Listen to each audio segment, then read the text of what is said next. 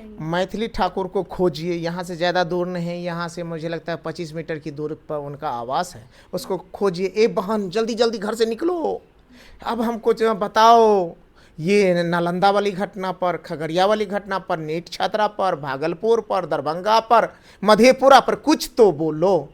इतना कम से कम जाति धर्म और पार्टी का चश्मा पहन के लोग अगर सदन के अंदर चले जाते हैं तो छी छी, मुझे लगता है ऐसे लोगों को त्यागपत्र दे देना चाहिए। हैं जो दौर था सामाजिक न्याय के दौर, उसको ये लोग कह देते हैं जंगल राज, और जो दौर है शोषण का, बलात्कार का, अधिकार का और भ्रष्टाचार का, उसको सुशासन कह देते हैं। बस अंतर है चश्मा चश्मा का। अभी राजद की सरकार होती तो अभी मीडिया भी जंगल राज चिल्लाते रहता। मीडिया के लोग जितना बीजेपी और जदयू वाले नहीं चिल्लाते, उससे ज़्यादा मीडिया वाले बाप रे बाप, जंगल राज जंगल राज जंगल राज जंगल राज, देखो देखो देखो क्या कर, इसका कोई ठिकाना नहीं है। मणिपुर जैसी घटना बिहार के नालंदा जिले में हुई है। इन्हीं सब मुद्दों पे बातचीत करने के लिए हमारे साथ राजद से विधायक है गौतम कृष्णा जी, इनसे बातचीत करेंगे।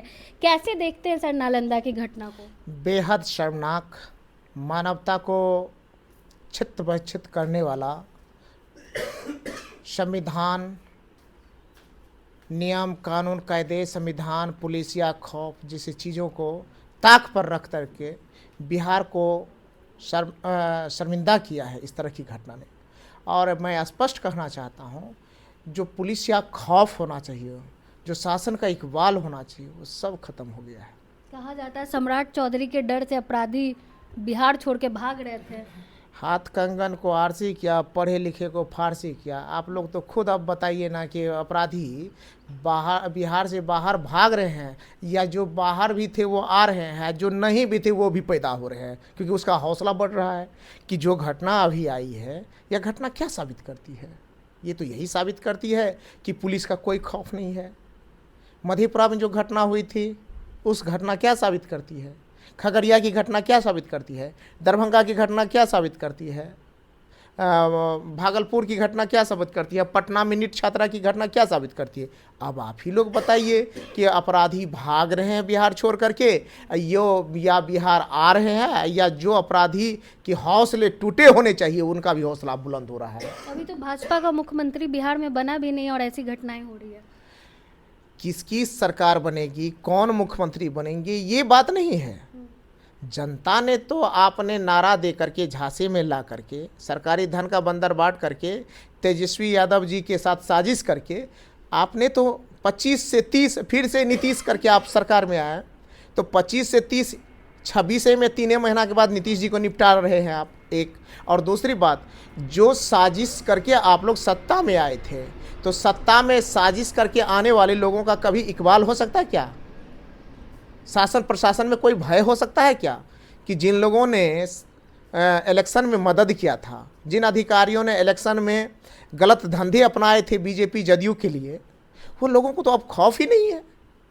उन लोगों को तो कोई दायित्व का बोध ही नहीं है, और इस वजह से अपराधियों पे जो नकेल कसा जाना चाहिए था, वो आज छुट्टा घूम रहा है। उनका मनोबल बढ़ा हुआ है, और जब मनोबल बढ़ता है तो वो अपराध कर रहे हैं, संलिप्त हो रहे हैं। भाजपा की विधायक मैथिली ठाकुर, वो तो लालू जी के राज को कहती थी कि महिलाएं शाम के बाद से घर से बाहर नहीं निकलती थी।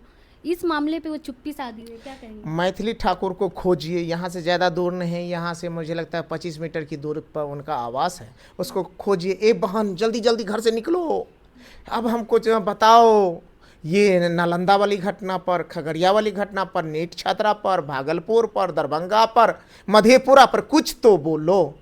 इतना कम से कम जाति धर्म और पार्टी का चश्मा पहन के लोग अगर सदन के अंदर चले जाते हैं तो छी छी, मुझे लगता है ऐसे लोगों को त्यागपत्र दे देना चाहिए। जो आदमी जाति धर्म मजहब पार्टी की चश्मा पहन करके दिन में भी कहे कि ये क्या कहता है, शाम हो गया हो, क्या बात करते हैं।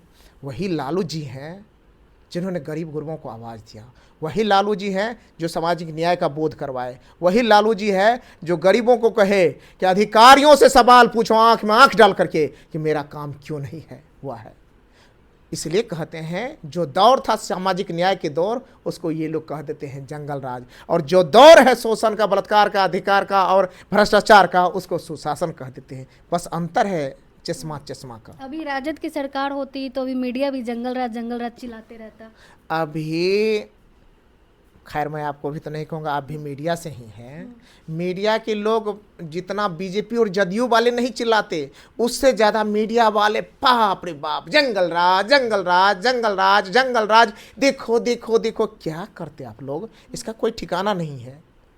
इसलिए हम कहना चाहते हैं कि मीडिया जो है उसको कहा गया है लोकतंत्र का चौथा स्तंभ। मतलब ये है कि इस 4 पिलर पे यह लोकतंत्र टिका हुआ है। एक भी पिलर उसमें से गड़बड़ाने लगे तो दूसरा पिलर उसको ठीक कर ले और अपना भार अपने पे ले ले, उसको सही होने का मौका दे। लेकिन मीडिया के साथी भी ये क्या करता है, ये लोकतंत्र के चौथे पिलर होने से पहले ये लोग किसी जात धर्म और पार्टी के लोग हो जाते हैं। तो उन लोगों को भी अपनी मीडिया की नैतिकता को बचा करके, जिम्मेवारी को बचा करके अगर काम करे तो निश्चित रूप से उसे देख करके लोगों का मतलब हाथ ऐसे जुट जाता है मीडिया की। क्योंकि मेरे अंदर में एक भाव है, जब मैं दिल्ली में पढ़ता था, अन्ना हजारे का मूवमेंट था और मैंने देखा मीडिया का एक पॉजिटिव रोल। तो जिस पॉजिटिव रोल को देखा तो मेरे अंदर आज भी अगर आप मीडिया के बारे में पूछेंगे तो बहुत सम्मान भरा हुआ है। क्योंकि मैंने देखा इनकी ताकत को, मैंने देखा गरीब गुरबों को आवाज़ को उठाते हुए, मैंने देखा भ्रष्टाचार के विरुद्ध लड़ते हुए मीडिया को, मैंने देखा एक ज़मीन से उठे हुए लोगों को सहारा देकर के उसे ऊपर उठा दिया। तो इस मीडिया की इस पॉजिटिव रोल को मैंने देखा है, समझा है, महसूस किया है। लेकिन कभी कभी जब लगता है कुछ आदमी जाति धर्म और मजहब की चश्मा पहन लेते हैं तो दुख भी होता है। लेकिन जो लोग सही दिखाते हैं उनके चैनल को तो बैन कर दिया जाता है। नेशनल दस्तक को देख लीजिए, 4 PM को देख लीजिए, ऐसे में कोई कैसे सवाल करेगा? किस चैनल को कौन बैन करते हैं इस बात को मैं नहीं कहूँगा प्यारी बहन, लेकिन जनता आपको दिल में बसाती है।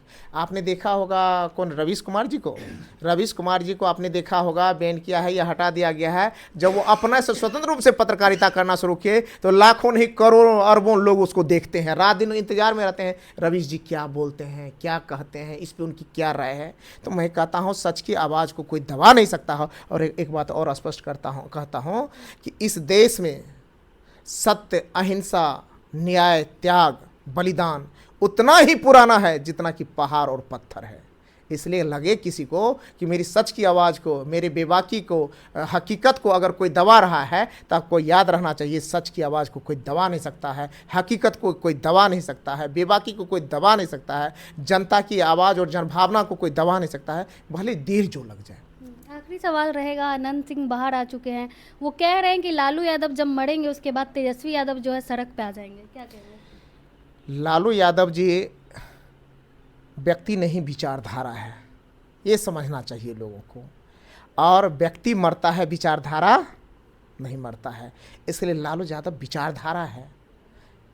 जिसको जीवन दान लालू जी से मिला हो वो लोग लालू जी के बारे में क्या बोलेंगे। इसलिए यह सुशासन का राज चल रहा है। इसलिए बहुत सारे लोग जेल से आज़ादी क्या कहता है, अंग्रेज की लड़ाई, आज़ादी की लड़ाई लड़ के बाहर निकल रहे हैं। नहीं समझ आपकी रहे हैं? पार्टी के विधायक नहीं निकल रहे हैं? नहीं, हम लोगों का अपराधी है। और जो सुशासन वाले लोग हैं वो लोग अभी आज़ादी की लड़ाई लड़ के जेल से बाहर निकल रहे हैं। चलो, बहुत बहुत धन्यवाद। हमारे साथ गौतम कृष्णा जी थे। बाकी पूरी बातचीत को लेकर आप क्या को सोचते हैं अपनी राय कमेंट बॉक्स में ज़रूर दें। धन्यवाद।